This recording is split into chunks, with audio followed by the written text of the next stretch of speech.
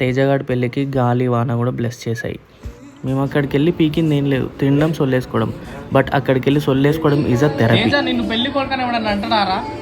Sorry ఆ question అడిగి తింటూ అని వస్తుంది ఎర్రర్. తేజగాడిని ఒక రేంజ్లో రోస్ట్ చేసినాం, దానికి ప్రకృతి మా మీద పగ తెచ్చుకుంది. అదేందో చూడండి.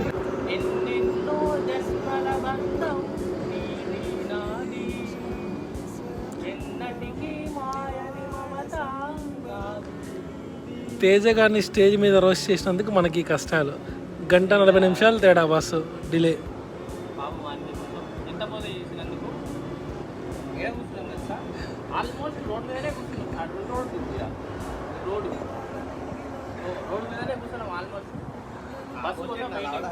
ఆల్మోస్ట్ ఏం కాదు, రోడ్డు మీదనే కూర్చున్నాం. బస్ కోసం వెయిట్ చేస్తున్నాం. బస్ ఇంకా గంట డిలే అంట. అంతా మీరే చేశారు తేజ గారు.